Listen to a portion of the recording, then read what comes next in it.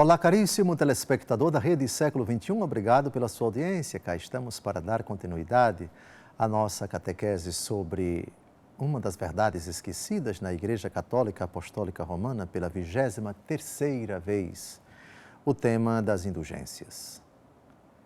Obrigado por estar sempre conosco todos os domingos, nesse final de tarde, primeiro dia da semana, início de mais uma semana, o dia em que celebramos a vitória de Cristo sobre a morte. É muito bom que você esteja aí do outro lado do televisor. Indulgência é a remissão diante de Deus das penas temporais dos pecados perdoados quanto à culpa, que a Igreja, pelos méritos de Cristo e dos santos, aplica em favor dos vivos e dos falecidos, o chamado tesouro da Igreja.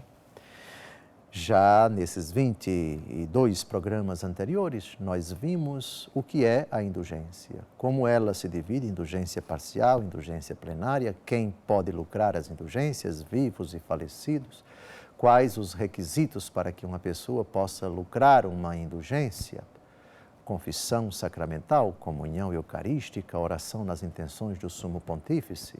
Essas são as 3 condições requeridas para se lucrar uma indulgência plenária. E também a detestação de todo pecado, ainda que seja venial. Ou seja, lucra uma indulgência.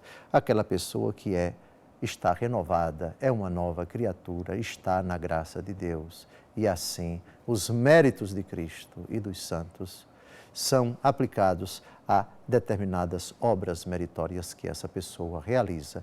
E não apenas ela lucra, mas em determinadas circunstâncias, em determinadas exigências, também outras pessoas lucram, não somente as vivas, mas também as falecidas. E hoje nós vamos começar uma parte, digamos assim, prática, onde nós vamos ver, ler e recitar, por que não, determinadas obras indulgenciadas e quando se lucra indulgência parcial ou indulgência plenária.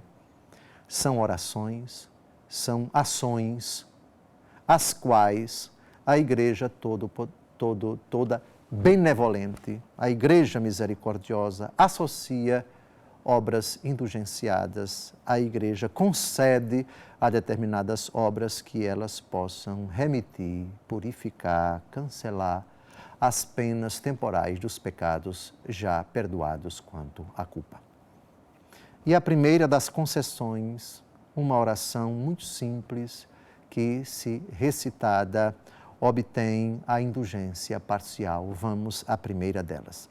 Na verdade, são 68, 66, 68 concessões, 68 obras indulgenciadas. E a ideia é, nos próximos programas, a partir de hoje, expor todas elas para vocês. Realizando essas obras, você pode lucrar, outras pessoas podem lucrar, dependendo da obra, dependendo do dia, dependendo da circunstância, indulgência plenária ou indulgência parcial. Vamos à primeira delas, uma oração pequena, basta você pronunciá-la naquelas exigências, naquelas condições, estado de graça, comunhão, confissão sacramental e oração nas intenções do Sumo Pontífice. Inspirai, ó Deus. Inspirai, ó Deus, as nossas ações e ajudai-nos a realizá-las, para que em vós comece e para vós termine tudo aquilo que fizermos por Cristo nosso Senhor. Amém. Essa oração, ela está no Missal Romano, precisamente na liturgia das horas, na primeira semana, segunda-feira, quinta-feira após as cinzas. Uma oração muito simples. Quem a recita, obtém a indulgência parcial.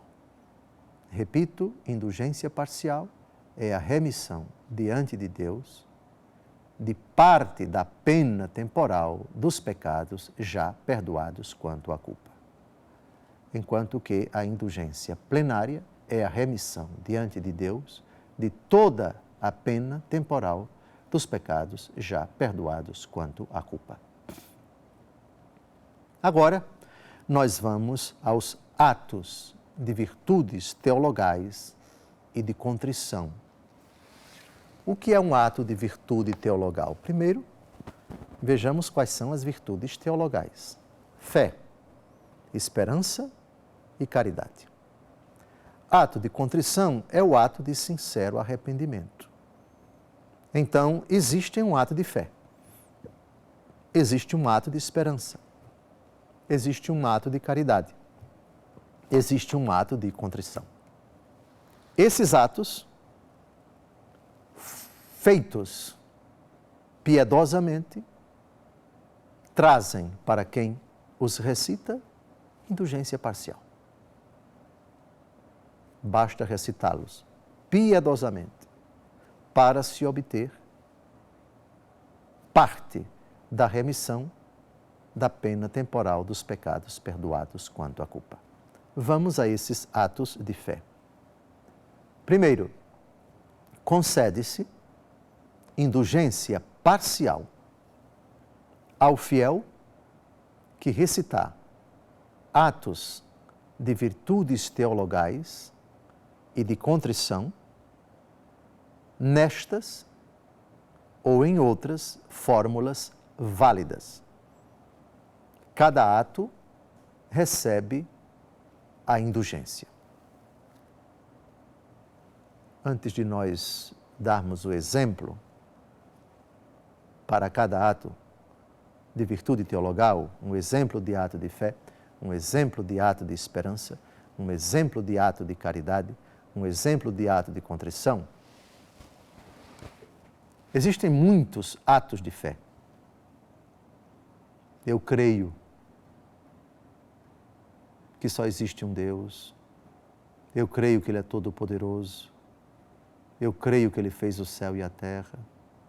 Eu creio que Ele é bondoso, que Ele é misericordioso, que Ele está presente em toda parte, que é um Deus amável, Eu creio naquilo em que a Igreja crê. Eu creio naquilo que a Igreja prega, naquilo que a Igreja transmite. Eu creio firmemente que não existe outro nome debaixo do céu pelo qual devamos ser salvos. Eu creio no Espírito Santo de Deus, que é Deus com o Pai e com o Filho. Eu creio na vida eterna. Vejam que são palavras que você pronuncia espontaneamente. Por outro lado, é uma espontaneidade que não foge da doutrina da Igreja. Tanto você pode realizar um ato de fé com as palavras que a Igreja propõe, o credo, o símbolo niceno-constantinopolitano, o símbolo apostólico, e esse ato de fé que nós vamos agora exemplificar. É um, mas não é o único.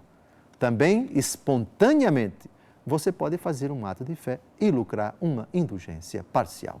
Vamos a um exemplo de ato de fé.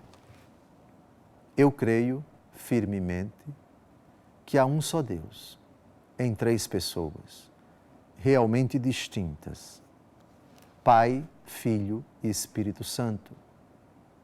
Creio que o Filho de Deus se fez homem, padeceu e morreu na cruz para nos salvar, e ao terceiro dia ressuscitou.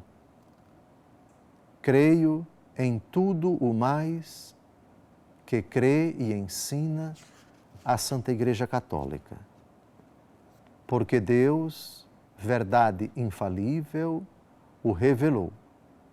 Nesta crença, quero viver e morrer. É um exemplo, é uma proposta de palavras já definidas, mas que não esgota a possibilidade, a criatividade, a espontaneidade, a liberdade que você tem de fazer com suas próprias palavras o seu ato de fé. Contanto que seja a fé da Igreja. O conteúdo essencialmente corresponda com o credo da Igreja, o creio em Deus Pai, o símbolo niceno-constantinopolitano. Fazendo essa oração, ainda que espontânea, você lucra uma indulgência parcial. Agora, vamos a um exemplo de ato de esperança.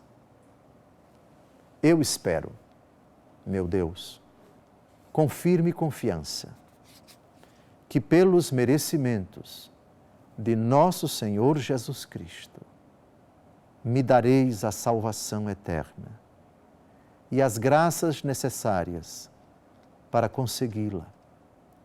Porque vós, sumamente bom e poderoso, o haveis prometido a quem observar o Evangelho de Jesus, como eu proponho fazer com o vosso auxílio. O objeto da esperança é a expectativa da vinda de Deus e do cumprimento de sua palavra. Aqui está o objeto da esperança cristã, da virtude teologal da esperança. Essa proposta é um exemplo, mas também você pode fazer com suas próprias palavras, o seu ato de esperança. Eu espero a salvação, eu espero a vossa bondade, eu espero a vossa misericórdia, eu espero o vosso favor, o vosso socorro, a vossa defesa. E eu aguardo, Senhor, que no derradeiro instante da minha vida eu obterei a bem-aventurança celeste, a graça da perseverança final. Agora, um modelo de ato de caridade. Eu vos amo, meu Deus, de todo o meu coração e sobre todas as coisas, porque sois infinitamente bom e amável, e antes quero perder tudo do que vos ofender. Por amor de vós, amo ao meu próximo como a mim mesmo. O objeto do ato de caridade é o amor. Antes de tudo, o amor a Deus, quando você, com essas palavras ou outras de outras orações já predefinidas pela Igreja, ou espontaneamente, você declara o seu amor a Jesus, o seu amor ao Pai, o seu amor ao Espírito Santo e também se compromete em amar o próximo. Ato de fé, ato de esperança, ato de caridade. Com cada um desses, cada vez que você o pronuncia, você obtém uma indulgência parcial. Como a Igreja é bondosa, como a Igreja é generosa. Aliás, para quem verdadeiramente está arrependido, só vai para o inferno quem quer. Não saia daí. No segundo e último bloco, nós daremos continuidade à nossa reflexão sobre as concessões para as indulgências. Até o próximo bloco, se Deus quiser.